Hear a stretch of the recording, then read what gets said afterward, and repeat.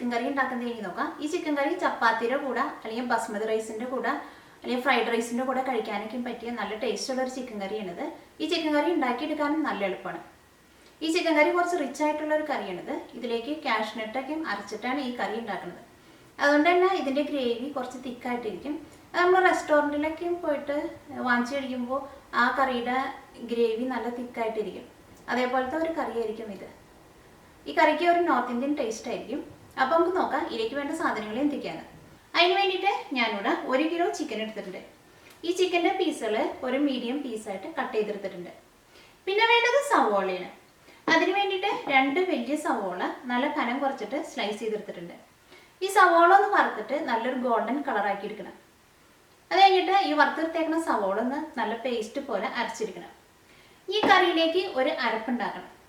അതിന് വേണ്ടിയിട്ട് 5 table spoon തേങ്ങ എടുത്തിട്ടുണ്ട്. പിന്നെ പച്ചമുളക് വേണം. പച്ചമുളക് നിങ്ങളുടെ എരിവിനനുസരിച്ചിട്ട് ചേർക്കാം. ഈ കറിയുടെ കളറ് ഒരു മഞ്ഞ കളറായിരിക്കും. അപ്പോൾ അതുകൊണ്ട് മുളകിൻ്റെ പൊടി കുറച്ച് ചേർത്തിട്ട് പച്ചമുളക് കൂടുതൽ ചേർക്കാം. പിന്നെ ഒരു പിടി കാഷ്നട്ടും വേണം. ഈ ഒരു പിടി കാഷ്നട്ടും 5 ടേബിൾ സ്പൂൺ തേങ്ങയും പച്ചമുളകും കൂടി ചേർത്തിട്ട് ഇതിലേക്ക് ആവശ്യത്തിന് വെള്ളം കൂടിയും ചേർത്തിട്ട് ഇത് നല്ല പേസ്റ്റ് പോലെ അരച്ചെടുക്കണം. പിന്നെ വേണ്ടത് ജിഞ്ചർ ഗാർലിക് പേസ്റ്റ് ആണ്. ഞാനിവിടെ ജിഞ്ചർ ഗാർലിക് പേസ്റ്റ് ഉണ്ടാക്കാൻ വേണ്ടിയിട്ട് ഇതേപോലത്തെ ഒരു വലിയ കഷ്ണം ഇഞ്ചി എടുത്തിട്ടുണ്ട്. 5 വലിയ വെളുത്തുള്ളി എടുത്തിട്ടുണ്ട്. ഈ ഇഞ്ചിയും വെളുത്തുള്ളിയും കൂടിയിട്ട് കുറച്ച് ചെറിയ പീസാക്കിയിട്ട് നല്ല പേസ്റ്റ് പോലെ അരച്ചെടുക്കാം. ചെറിയ പീസാക്കിയിട്ടുണ്ട്. അപ്പം നല്ല പേസ്റ്റ് പോലെ അരഞ്ഞു കിട്ടും. അത് നല്ല പേസ്റ്റ് പോലെ അരയണില്ലെങ്കിൽ ഇതിലേക്ക് ആവശ്യത്തിന് ഓയിലും കൂടിയും ചേർത്തിട്ട് നല്ല പേസ്റ്റ് പോലെ അരച്ചെടുക്കാം. ഈ കറിയിലേക്ക് നമുക്ക് വേണ്ട മസാലപ്പൊടികൾ. അതിന് വേണ്ടിയിട്ട് മഞ്ഞൾപ്പൊടിയും വേണം, മുളകിൻ്റെ പൊടിയും വേണം. ഈ കറിയിലേക്ക് മല്ലിപ്പൊടി ചേർക്കണില്ല. ഈ മുളകിൻ്റെ പൊടിയും മഞ്ഞൾപ്പൊടിയും ഞാൻ കറിയിലേക്ക് ചേർക്കുമ്പോൾ അതിൻ്റെ അളവ് കൃത്യമായിട്ട് പറയാം. ഈ കറിയിലേക്ക് ഗരം മസാല ഫ്രഷ് ആയിട്ട് പൊടിച്ചിട്ട് ചേർക്കാം. അതിന് വേണ്ടിയിട്ട് 1 ടേബിൾ സ്പൂൺ ചെറിയ ജീരകം എടുത്തിട്ടുണ്ട്. 1 ടേബിൾ സ്പൂൺ പെരിഞ്ജീരകം, 1/2 ടേബിൾ സ്പൂൺ കുരുമുളക്, ഒരു 12 ഏലക്കായ, 2 തക്കോലം, 14 കറിയാമ്പൂ, ഇതേപോലത്തെ ഒരു വലിയ കഷ്ണം കറുകപ്പട്ട, പിന്നെ ഒരു ചെറിയ കഷ്ണം ജാതിപത്രി എടുത്തിട്ടുണ്ട്. ഇതെല്ലാം കൂടിയിട്ട് ഒന്ന് ചൂടാക്കിയിട്ട് പൊടിച്ചെടുക്കണം. പിന്നെ ബേ ലീവ്സും വേണം. ബേ ലീവ്സ് ഈ മസാലയുടെ കൂടെ പൊടിച്ചെടുക്കണ്ട, അത് നമുക്ക് സെപ്പറേറ്റ് കറിയിലേക്ക് ചേർക്കാം. ഈ കറിയിലേക്ക് പുളിക്ക് വേണ്ടിയിട്ട് തൈര് വേണം. അതിന് വേണ്ടിയിട്ട് ഞാനിവിടെ അധികം പുളിക്കാത്ത നല്ല കട്ട തൈര് എടുത്തിട്ടുണ്ട്. പിന്നെ വേണ്ടത് കസൂരി മേത്തിയാണ്. കസൂരി മേത്തി എന്ന് വെച്ചിട്ടുണ്ടെങ്കിൽ ഉലുവയുടെ ഇല ഉണക്കിയതാണ്. ഇതേപോലെ കസൂരി മേത്തി എന്ന് പറഞ്ഞിട്ട് നിങ്ങൾക്ക് കടയിൽ നിന്ന് വാങ്ങാൻ വേണ്ടിയിട്ട് കിട്ടും. ദൂരേതും എല്ലാ ഇന്ത്യൻ സ്റ്റോറിൽ നിന്നും വാങ്ങാൻ വേണ്ടിയിട്ട് കിട്ടും. ചിലർ പറയാറുണ്ട് ഈ കസൂരി മേത്തി കടയിൽ നിന്ന് വാങ്ങാൻ വേണ്ടിയിട്ട് കിട്ടാറില്ലാന്ന്. അപ്പോൾ നിങ്ങൾക്കത് കിട്ടാനില്ലെങ്കിൽ അത് ചേർത്തില്ലെങ്കിലും കുഴപ്പമില്ല. പക്ഷെ അതുകൊണ്ടും ചേർക്കുമ്പോഴായിരിക്കും ആ കറിയുടെ ശരിക്കുള്ള ടേസ്റ്റ് കിട്ടുക. അപ്പം നമുക്ക് നോക്കാം ഇതെങ്ങനെ കറിയാക്കാന്ന്. ഇത് കറിയാക്കാൻ വേണ്ടിയിട്ട് ഗരം മസാല ചൂടാക്കിയിട്ടൊന്ന് പൊടിച്ചെടുക്കുക. ഇതിന് വേണ്ടിയിട്ട് ഈ പാൻ നന്നായിട്ട് ചൂടായിട്ടുണ്ട്. ഇതിലേക്ക് ഗരം മസാല ചേർക്കാം. ഗരം മസാലയ്ക്ക് നമ്മൾ പൊടിച്ചെടുക്കുമ്പോൾ എപ്പോഴും ചൂടാക്കിയിട്ട് പൊടിച്ചെടുക്കുക. അപ്പോൾ അതിന് നല്ലൊരു സ്മെല്ലുണ്ടാവും. അതിന് വേണ്ടിയിട്ടാണ് അത് ചൂടാക്കണം. പിന്നെ ചൂടാക്കുമ്പോൾ നന്നായിട്ട് പൊടിഞ്ഞിട്ടിരിക്കും. ഇത് നന്നായിട്ട് ചൂടായിട്ടുണ്ട്. ഇതെടുത്ത് മാറ്റാം. ഇത് പൊടിച്ചെടുക്കണം. ഈ സവോള വറുത്തെടുക്കുക. അതിന് വേണ്ടിയിട്ട് ഈ പാനിലേക്ക് കുറച്ച് ഓയിൽ ഒഴിക്കുക. ഈ സവോള വറുക്കാൻ വേണ്ടിയിട്ട് എടുക്കുമ്പോൾ നല്ല കനം കുറച്ചിട്ട് സ്ലൈസ് ചെയ്തെടുക്കുക. അത് കഴിഞ്ഞിട്ട് ഇത് വറുക്കാൻ പോകുന്നതിന് മുമ്പ് കൈ കൊണ്ട് ഇതേപോലെ ഒന്ന് വിടിയിച്ചിടുക. ഇതെല്ലാം ഇങ്ങനെ അല്ലി പോലെ തിരിഞ്ഞ് കിട്ടും. കൈ കൊണ്ട് പതുക്കെ ഒന്ന് തിരിഞ്ഞ് കൊടുത്താൽ മതി. ഇത് ചൂടായ ഓയിലിലേക്ക് ഇടുക. ഇപ്പോൾ സവോള പൊരിഞ്ഞിട്ട് നല്ലൊരു ഗോൾഡൻ കളറായി തുടങ്ങിയിട്ടുണ്ട്. ഇതിലേക്ക് കുറച്ച് മഞ്ഞൾപ്പൊടി ചേർക്കാം. നിങ്ങൾ സവോളയൊക്കെ ഇതേപോലെ മുരിച്ചെടുക്കുമ്പോൾ എപ്പോഴും കുറച്ച് മഞ്ഞൾപ്പൊടി ചേർത്തിട്ടുണ്ടെങ്കിൽ ആ സവോള മുരിച്ചെടുക്കുന്നതിന് നല്ലൊരു സ്മെല്ലുണ്ടാവും. പിന്നെ ആ സവോള വറുത്തെടുക്കുമ്പോൾ ആ സവോളയ്ക്ക് ഒരു പ്രത്യേക ടേസ്റ്റ് ഉണ്ടാവും. അപ്പോൾ ഇതിലേക്ക് നമുക്ക് കുറച്ച് മഞ്ഞൾപ്പൊടി ചേർക്കാം.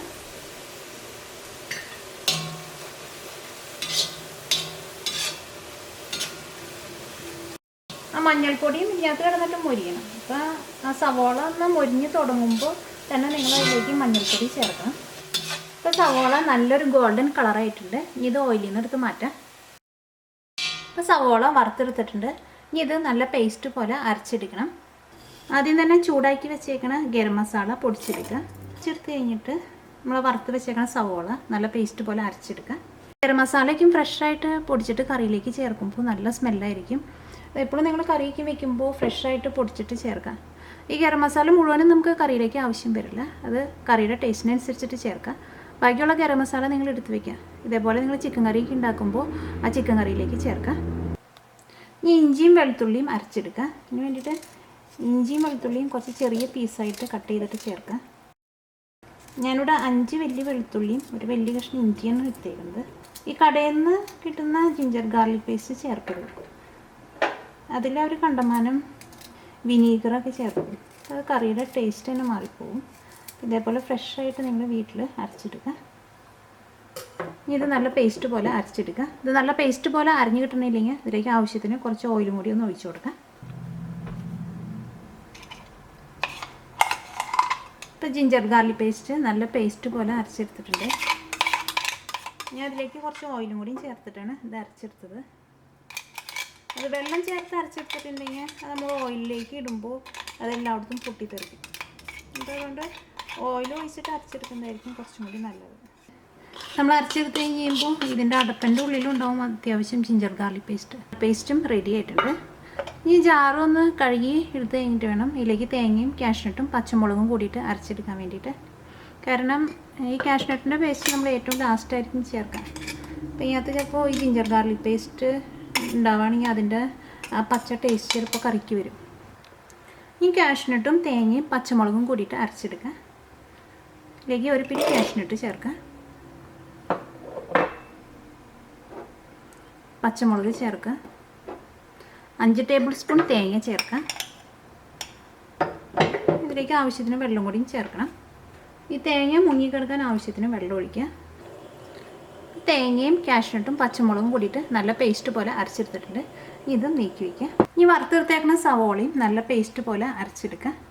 ഇത് അരച്ചെടുക്കുമ്പോൾ ഇതിലേക്ക് വെള്ളമൊന്നും ചേർക്കണ്ട, നല്ല പേസ്റ്റ് പോലെ അരഞ്ഞു കിട്ടും. അപ്പോൾ സവോള വറുത്തതും നല്ല പേസ്റ്റ് പോലെ അരച്ചെടുത്തിട്ടുണ്ട്. ഇത് നമുക്ക് കറിയാക്കാം. ഇത് കറിയാക്കാൻ വേണ്ടിയിട്ട് ഈ ചൂടായ ഓയിലിലേക്ക് ബേ ലീവ്സ് ചേർക്കാം. ഞാനിവിടെ സവോള വറുത്തെടുത്തേക്കണ ഈ സെയിം ഓയിൽ തന്നെയാണ് എടുക്കുന്നത്. ഓയിൽ കുറവുണ്ടെങ്കിൽ അതിനനുസരിച്ചിട്ട് ഓയിൽ ചേർക്കാം. ബേ ലീവ്സ് ചേർക്കാം. ബേ ലീവ്സ് ഞാൻ നന്നായിട്ട് മുരിഞ്ഞിട്ടുണ്ട്. ഇനി ഇതിലേക്ക് ജിഞ്ചർ ഗാർലിക് പേസ്റ്റ് ചേർക്കാം.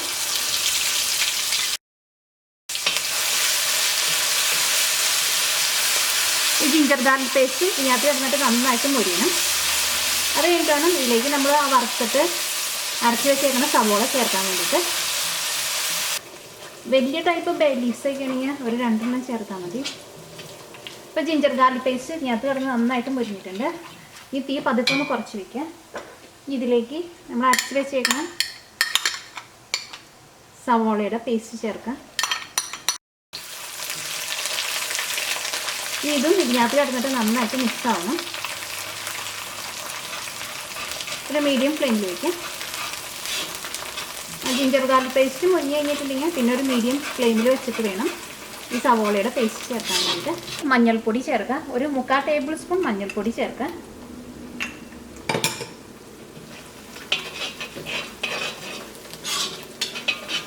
ഈ മഞ്ഞൾപ്പൊടി ഇതിനകത്ത് ചേർന്നിട്ട് നന്നായിട്ട് മുരിയണം. മഞ്ഞൾപ്പൊടി കറിയിൽ ചേർക്കുമ്പോൾ എപ്പോഴും ഓയിലിട്ടിട്ട് നന്നായിട്ട് മുരിക്കും. മഞ്ഞളിൻ്റെ പൊടിയൊക്കെ കുറച്ച് കൂടുതൽ ചേർത്താലും കുഴപ്പമില്ല, പക്ഷെ നന്നായിട്ട് മൊരിച്ചെടുത്താൽ മതി. അപ്പോൾ മഞ്ഞൾപ്പൊടിയും ഇതിനകത്ത് നന്നായിട്ട് മുരിഞ്ഞിട്ടുണ്ട്. ഇതിലേക്ക് മുളകിൻ്റെ പൊടി ചേർക്കുക. അത് നിങ്ങളുടെ എരിവിനനുസരിച്ചിട്ട് ചേർക്കുക.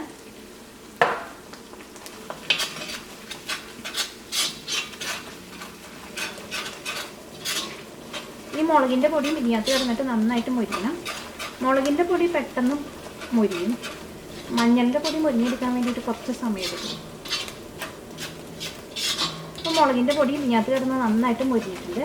ഇതിലേക്ക് തൈര് ചേർക്കാം. ഞാൻ ഇതിലേക്ക് നല്ല കട്ട തൈരാണ് ചേർക്കുന്നത്. ഞാൻ കഴിഞ്ഞ ദിവസം വീഡിയോ കാണിച്ചിട്ടുണ്ടായിരുന്നു കട്ട തൈര് ഉണ്ടാക്കുന്നത് എങ്ങനെയാണ്. ഇത് ഞാൻ അങ്ങനെ വീട്ടിലുണ്ടാക്കിയെടുത്ത കട്ട തൈരാണിത്. നമുക്കൊരു 5 ടേബിൾ സ്പൂൺ കട്ട തൈര് ചേർക്കാം. ഒരു ഏകദേശം കണക്കിന് ചേർക്കാം. ഞാനിവിടെ നന്നായിട്ട് നിറച്ച് ഒരു 5 ടേബിൾ സ്പൂൺ തൈര് എടുത്തിട്ടുണ്ട്. ഇത് ഇതിനകത്ത് നന്നായിട്ട് മിക്സ് ചെയ്യാം.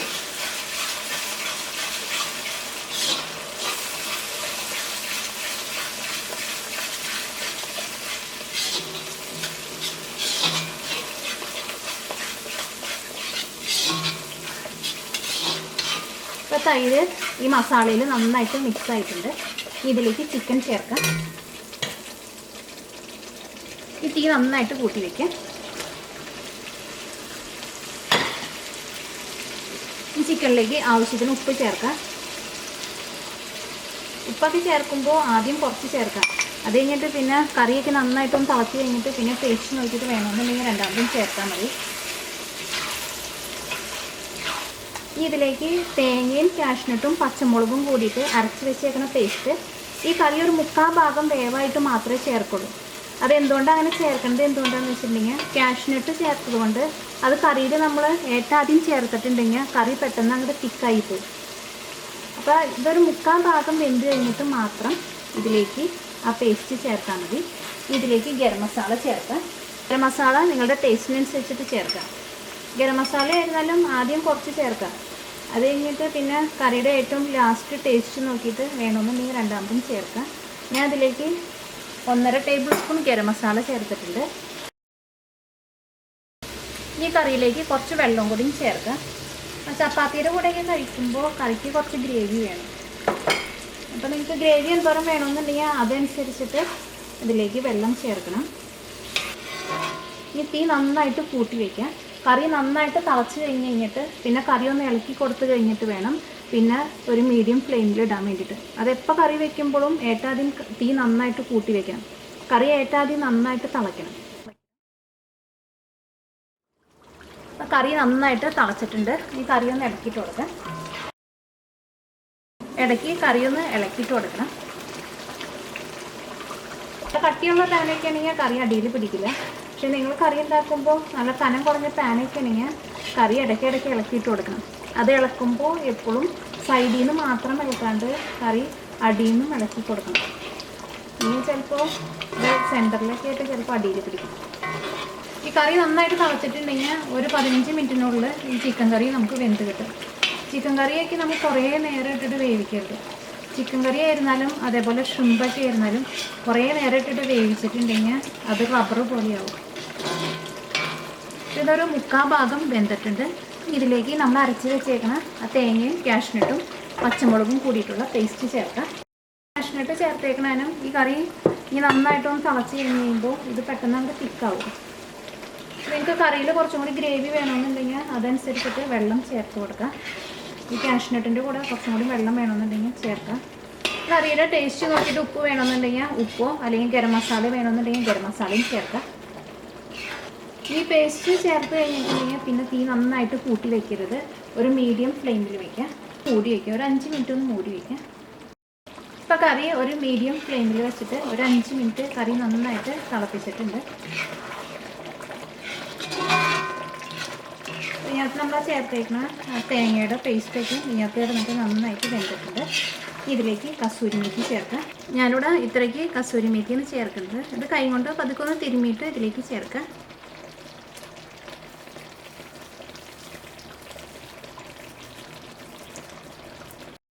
ഈ കാഷ്നട്ടിൻ്റെ പേസ്റ്റ് ചേർത്തിട്ടുണ്ടെങ്കിൽ ഒരു സമയത്തും തീ കൂട്ടി വെക്കരുത്. കറി അടിയിൽ പിടിക്കും. ഇപ്പോൾ റോയൽ ചിക്കൻ കറി റെഡി ആയിട്ടുണ്ട്. ഇതിൻ്റെ ഗ്രേവിയൊക്കെ നല്ല തിക്കായിട്ടാണ് ഇരിക്കുന്നത്. ഇനി നമുക്ക് ഫ്ലെയിം ഓഫ് ചെയ്യാം. വറുത്ത്